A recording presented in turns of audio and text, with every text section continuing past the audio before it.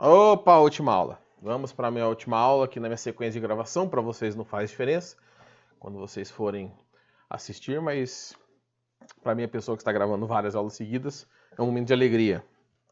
Espectro eletromagnético. Então vamos fazer exercício sobre o que foi comentado na aula, que é o espectro eletromagnético. Comentei no final da aula de ondulatória que eu vou tentar suprimir aqui, não mexer com a parte de natureza da luz, fóton, dualidade, partícula-onda, nada disso, porque a gente ainda vai ver física moderna. Então vamos focar mais nas propriedades ali, no comportamento, tá? Uma coisa um pouco mais simplificada. Primeiro exercício, 16.1. Vamos começar pelo começo. Estadual de Minas Gerais. Estamos envolvidos por ondas eletromagnéticas. A sala onde você está agora é percorrida por ondas de luzes visíveis. Se você tiver no claro, mas apesar de estar enxergando aqui a aula, então tem luz visível sim. Infravermelho, ultravioleta, de rádio, televisão, além de outras. Uma difere da outra pela frequência, mas elas têm em comum. Se todas as ondas são eletromagnéticas, todas as ondas têm a mesma velocidade naquele meio, tá? Qual meio? O vácuo. No vácuo, as ondas eletromagnéticas não encontram dificuldade, obstáculos para se moverem. Então, no vácuo, a velocidade de todas as ondas eletromagnéticas é a mesma. No meio que você está trabalhando, nem sempre, tá? Então, pode existir uma diferença de velocidade da luz visível dentro do vidro para cada cor, mas no vácuo, as ondas eletromagnéticas possuem o mesmo valor, que é aproximadamente 3 vezes 10 oitava metros por segundo ao quadrado. Não é à toa que a gente gosta de usar esse valor quando possível para medir as coisas. O metro é baseado nessa velocidade, 1 segundo é baseado nessa velocidade, até a medida de massa, acreditem ou não, é baseado na velocidade da luz. Hoje, não é mais aquele pezinho que está lá no museu, não sei aonde, tá? Negócio de peso e medidas. Então, no vácuo, todas as ondas eletromagnéticas se movimentam com a mesma velocidade com essa. Frequências e comprimentos de ondas diferentes, mas velocidade igual. Próxima questão. 16.7. Federal do Rio Grande do Norte. Recentemente, tem se falado muito sobre os possíveis danos que o uso contínuo de aparelhos celulares pode trazer ao ser humano. Por sua vez, muitas pessoas que já utilizam o celular encostado à orelha, né, é normal onde você vai usar ele para falar, por um tempo suficientemente longo, perceberam que a região em torno desta se aqueceu. Isso se explica pelo fato de que, normalmente o aquecimento é ligado à radiação infravermelho, que não faz mal, tá? Em quantidades assim, você tem que pegar muita radiação infravermelha, você vai sentir queimadura ali, uma queimação na pele, mas... Tá? E até hoje, essa questão deve ser mais antiga, não existe nenhum estudo conclusivo que o celular, as ondas emitidas pelo celular, fazem mal para o ser humano. Até porque se fizer mal, faz mal Wi-Fi, faz mal um monte de coisa, a gente vai continuar usando do mesmo jeito. Então, o celular absorve ondas eletromagnéticas que são transformadas em radiação ultravioleta e aquecem os tecidos da região da orelha. Não, tá? Ele absorve, ele recebe radiações externas para se comunicar, mas não vira ultravioleta. O celular emite ondas sonoras, as quais são absorvidas pelos tecidos da região da orelha, aquecendo. Isso é uma possibilidade. Quando você fala muito tempo no celular, tá? Desconsiderando a parte de bateria, a parte elétrica, existe uma emissão de uma onda sonora que é absorvida pelo seu tecido.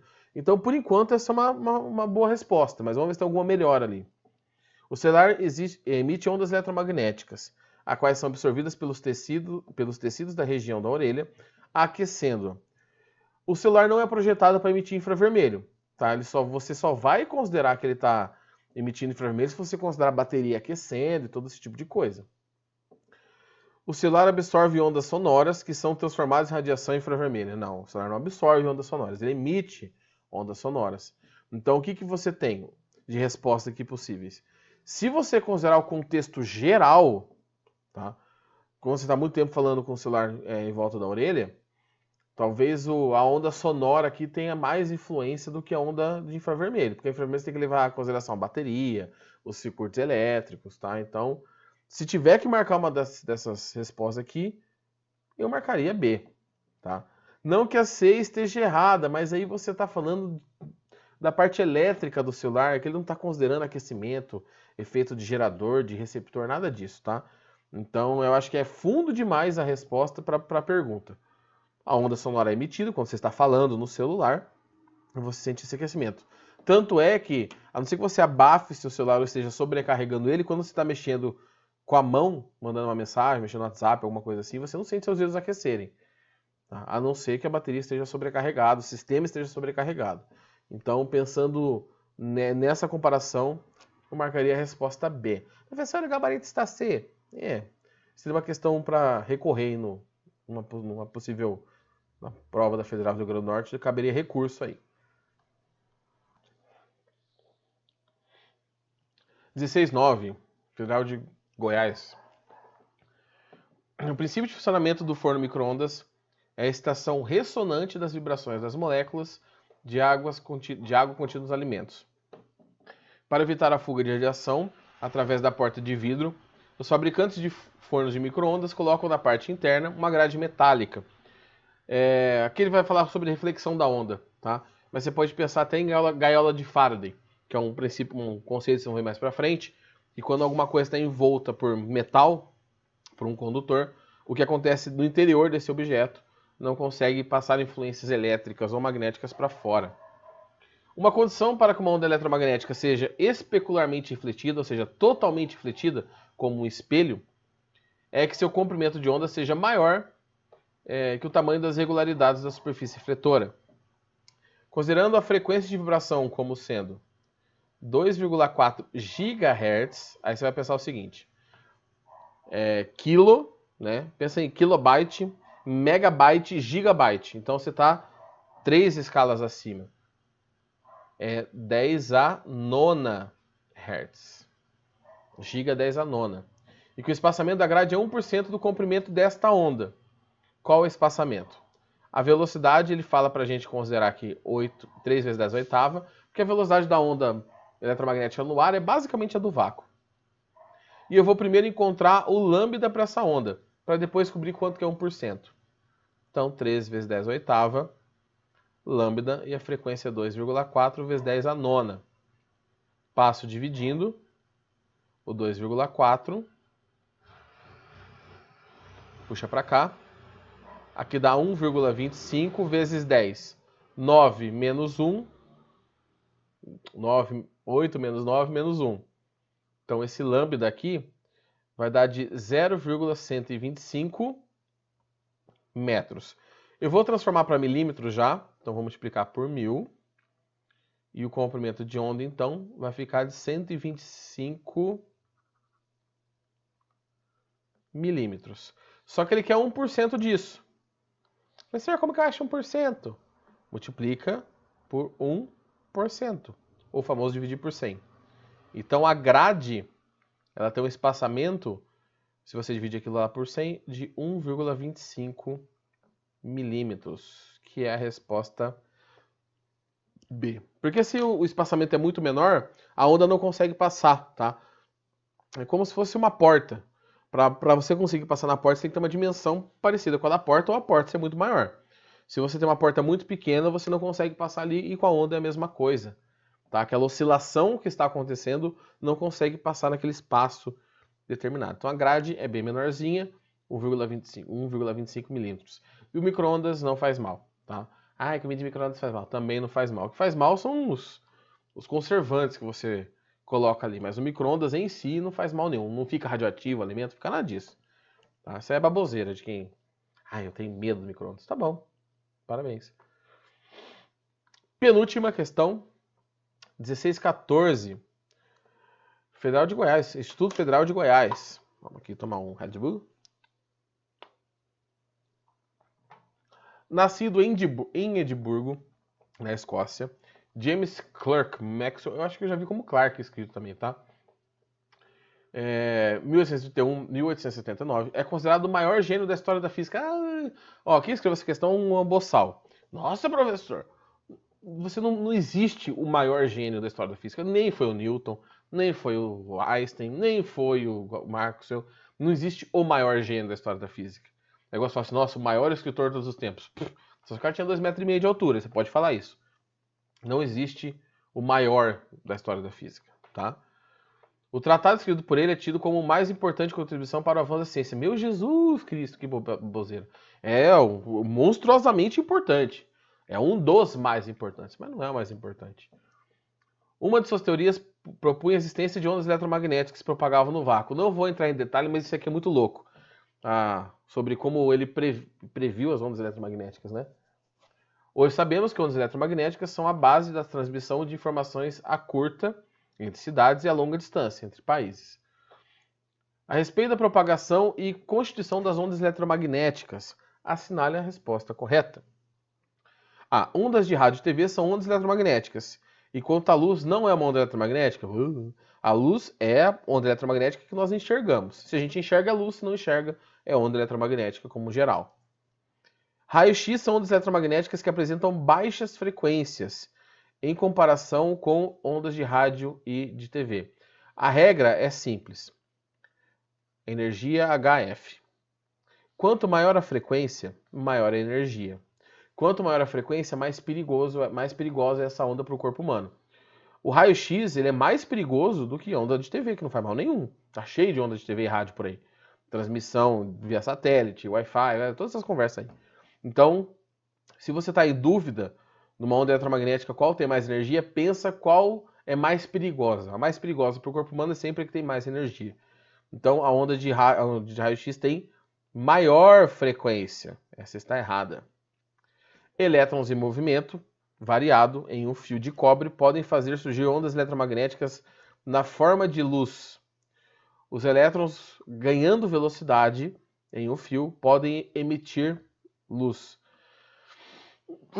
Na verdade, a emissão de luz ela ocorre normalmente como? Quando o elétron está decaindo de um nível de energia para outro, né? Você cita o material, o elétron sobe um nível lá na estrutura atômica, quando ele volta, ele emite a luz. Não quero falar fóton aqui, mas ele emite um fóton, que é a luz que você enxerga. Ele acelerando num fio, não. Tá? Então, até porque se ele emitir a luz vai ficar contida dentro do fio, né? Os celulares operam em frequências que não correspondem às ondas eletromagnéticas. Ondas de TV e rádio são chamadas de ondas curtas e podem ser transmitidas a longas distâncias. Não sei. Onda curta?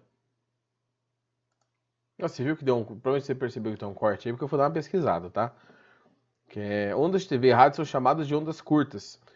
Sim, e eu vou explicar onde que tá a caca.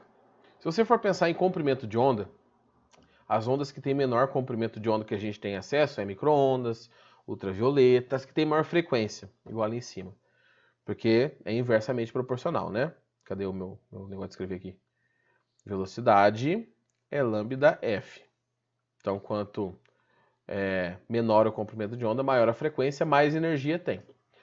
E aí eu fui dar uma pesquisada aqui rapidão. Por que as ondas de TV e rádio são chamadas de ondas curtas? Porque dentro da parte do espectro que você tratava as ondas de rádio e TV, as primeiras transmissões foram feitas com ondas de alto comprimento de onda e baixa frequência. Dentro do espectro da onda de rádio, tá? Não pensando no espectro eletromagnético como um todo. As ondas que já são as maiores ondas que a gente usa para transmissão, são as de menor energia, tá?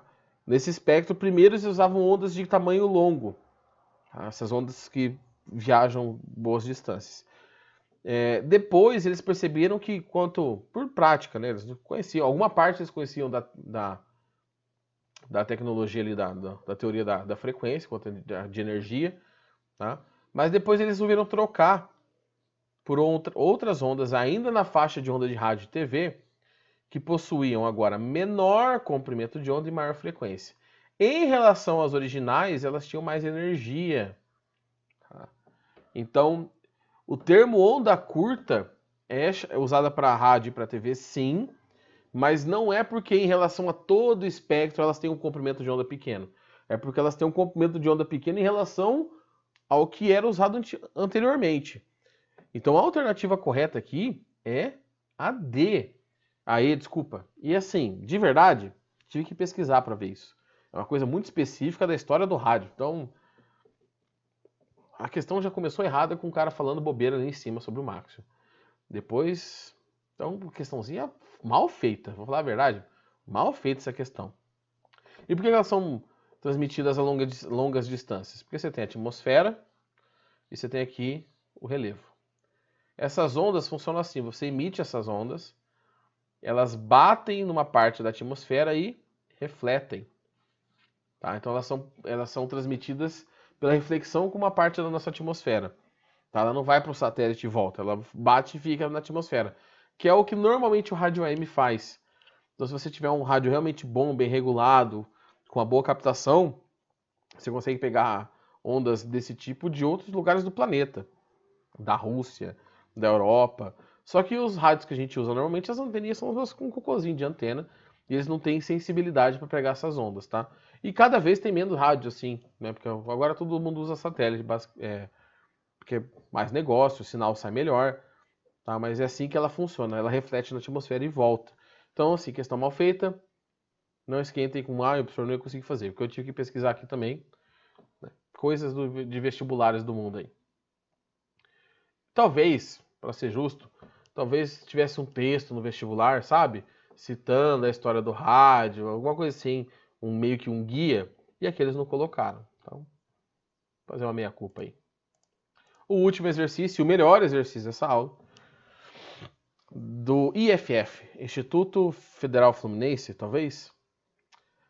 As figuras abaixo mostram duas ondas eletromagnéticas que se propagam do ar para dois materiais transparentes distintos, de mesma espessura D, e continuam a se propagar no ar depois de atravessar esses dois materiais. As figuras representam as distribuições espaciais dos campos elétricos em um determinado instante de tempo. As velocidades na onda do ar 3 vezes 10 oitava. Determine o comprimento de onda e as frequências no ar. Tá? Então, para a gente fazer no ar aqui, o que a gente precisa analisar? Fora dos materiais. Aqui eu tenho os materiais, então eu vou analisar como?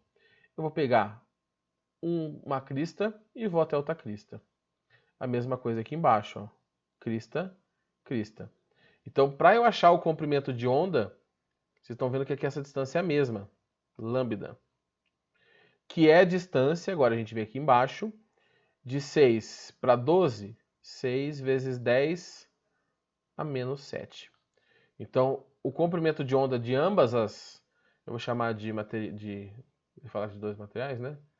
Da onda 1 é igual da onda 2, que é 6 vezes 10 a menos 7 metros. Tá? Ele quer saber o que também? A frequência dessas ondas. Bom, eu tenho para achar a frequência, como o comprimento de onda é o mesmo, eu só vou calcular a velocidade pela velocidade. Velocidade é lambda f. A velocidade da onda é 3 vezes 10 oitava, tá aqui. O lambda eu tenho 6 vezes 10 a menos 7 e a frequência eu vou descobrir. 3 vezes 10 oitava por 6 vezes 10 a menos 7. Então essa frequência vai dar meio vezes... Aqui eu vou somar, né? Passa para cima com o sinal invertido. 8 com 7, 15. Ou seja... Opa! 5... Peraí, cadê o botão? 5 vezes 10 a 14 Hz. Então a resposta alternativa A, comprimento de onda e frequência. Oh, meu Deus. Ok? B. Determine os comprimentos de onda, as frequências e velocidades nos dois meios transparentes. Então vou pegar aqui, ó, uma crista. Vou pular essa porque o pontilhado não está na mesma região. E aqui. Então aqui eu tenho dois lambdas, porque eu tenho a distância de duas cristas. Eu tenho 30, e eu desço aqui bem retinho. E eu tenho entre 36 e 42. Então aqui eu tenho, nesse valor aqui, ó, eu tenho o 39. Tá? Então eu sei que 2 lambdas de 30 para 39 é 9 vezes 10 a menos 7. Então lambda no meio 1 é de 4,5 vezes 10 a menos 7 metros. Achei o comprimento de onda no meio 1. Tá bem ruim de chegar a esse pontilhado, tá? Quem não estiver usando a apostila, pega a apostila aí, porque senão... Bom, pro meio 2. Pro meio 2 eu vou pegar uma outra cor aqui que eu não tenho usado.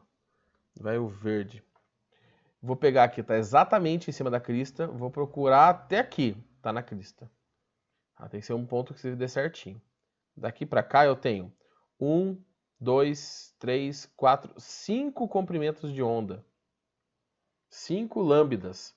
Porque eu tenho 5 cristas, né? Eu ando a distância de 5 cristas. Então, 5 lambdas é igual. Aqui ele está entre 30 e 36, então aqui é 33. E aqui ele está entre 48 e 54. A escala está indo de 3 em 3, né? Então aqui é 51. Então, de 33 para 51, eu tenho 8, né? 8. 8 vezes 10 a menos 7. Então, lambda 2 é 8 vezes 10 a menos 7 dividido por 5. O lambda 2 é de 1,6 vezes 10 a menos 7 metros. Então, você vai usar o desenho ali para isso, para descobrir o lambda. Achei os comprimentos de onda. Ele quer saber as frequências e as velocidades. Então, beleza. Agora tem que achar a frequência e a velocidade. A frequência para essa onda é de 5 vezes 10 a 14 Hz. Não cortou não, né? Deixa eu ver, acho que não. E para essa onda é 5 vezes 10 a 14 Hz. Ô, professor, a frequência de uma onda não muda quando ela sofre refração. É uma propriedade fundamental, frequência fundamental da onda. Então você não tem alteração na frequência quando ela sofre a refração. Então, temos os lambdas, temos as frequências. Vamos calcular a velocidade. Para calcular a velocidade, você vai usar a equaçãozinha lambda f. E eu já vou colocar o resultado aqui embaixo, por questão de espaço, tá bom? Cadê minha calculadora? Então você vai multiplicar o lambda, que é 4,5, vezes 10 a menos 7, vezes 5. Aqui em cima vai dar 22,5 vezes 10. Somos expoentes, dá 7, ou 2,25 vezes 10 à oitava metros por segundo. Deixa eu ver se cortou ou não. E aqui embaixo você vai multiplicar a frequência por lambda. Dá 1,6 vezes 5, vai voltar a ser 8, né? Então, 8 vezes 10 à sétima metros por segundo. Tá? Então, achei as duas velocidades. Para achar os índices de refração, é um exercício grande, hein? Vamos calcular onde que eu tenho espaço aqui. Vamos ver, não tem muito espaço na verdade, não. Vou calcular aqui dentro da parte branca, tá bom? Para o rosa, o índice de refração é C sobre V. A velocidade da luz no vácuo é 3 vezes 10 à oitava, dividido por 2,25 vezes 10 à oitava, que é no meio que eu estou analisando. Então, 3 dividido por 2,25 vai dar aproximadamente 1,33. É uma dízima. E para a situação da onda do material 2, eu vou fazer aqui embaixo. Deixa eu ver onde que dá para escrever aqui. Índice de fração é C sobre V. O índice de fração, então, vai ser igual 3 vezes 10 à oitava, dividido por 8 vezes 10 à sétima. Então, 3 dividido por 8 dá 0,375. Vezes 10, aqui dá 10 a 1. Então, isso dá aproximadamente, na verdade vai dar exatamente, né? O índice de fração do meio 2 é de 3,75. Tá? Grande exercício, específica, bom exercício, que é um exercício bom. Apesar da bagunça que eu fiz aqui, espero que dê para entender. É só voltar com calma e ver de novo qualquer coisa de resolução, que dá para entender o que eu fiz. Usei propriedades de onda, tá? De refração, índice de refração, conteúdo que a gente já viu. E cuidado, na hora de analisar, pega onde os pontilhadinhos estejam passando exatamente na mesma região da onda, para você conseguir medir o comprimento de onda. Se pegar os dois seguidos ali, você não vai ter qualquer escala certa, vai virar uma zona, tá? Então, tá aí o exercício. Professor, eu vi a resposta aqui da apostila e tá com uma casa a mais. É improvável, tá? E uma coisa final, que é óbvia de você testar aqui depois, tá? Porque as respostas são essa, essa e essa. Isso, isso, isso. Ixi, é uma resposta pra caramba, hein? Isso. Os índices de refração têm que ser todos maiores que 1, né? E aonde eu tenho a menor velocidade, eu tenho que ter maior índice de refração. E é aqui, ó, 8/10 a sétima é menor do que 2,25 vezes 10 a oitava. Então, o índice de refração desse meio tem que ser maior do que o do outro meio. Então, se tá errada essa resposta, por alguma conta que eu tenha feito errado aqui, tá errada com classe, pelo menos. Certo? Espero que tenha entendido esse 19. Depois que você já viu o vídeo, não sei como vocês estão fazendo, vocês estão parando antes para ver e depois resolvendo. Se você viu direto, depois volta e tenta fazer ele, porque esse exercício é bom, tá? Muito bom mesmo. Quem vai pegar específica aberta, apesar que todos os vestibulares estão mudando esse ano, mas se alguém for pegar específica aberta, a chance de alguma coisa assim aparecer, se for falar de onda, tá?